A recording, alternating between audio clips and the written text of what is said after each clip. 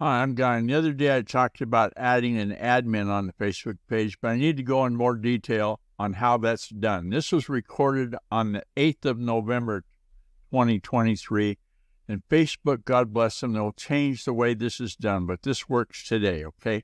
Step 1, you need to be an admin of the page in order to create or add an admin. So you log into the Facebook to the page you're admin of. Under Manage Page, click the setting at the top on the left. Then click New Pages Experience in the left column. Under Manage and View Access, click People with Facebook Access on the right, okay?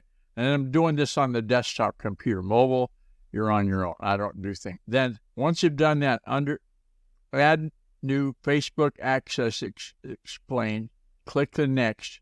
Who should have Facebook access to this page? Add the email of that user that has liked that page, because you're not going to get their email if they haven't liked the page already.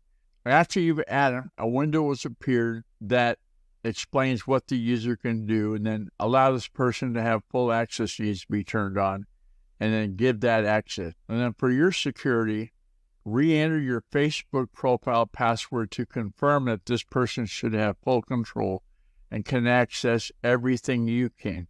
And this is the password for your admin profile on Facebook. And last but not least, the user is going to get an email from Facebook. You're invited to manage, etc., etc.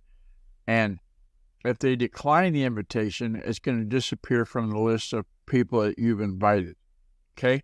So I hope you can make sense of that. And if I muddled it up too much verbally, there's a written list at the GuyerCookReport.podbean.com. That Google Documents, can you add an admin to your Facebook pages there, and it spells it out chapter and verse. Hey, to contact me, use the secure contact form on GuyerCook.com. If you like this episode on YouTube, and give it a thumbs up on YouTube.com and click the bell to subscribe to future episodes. It's a wrap.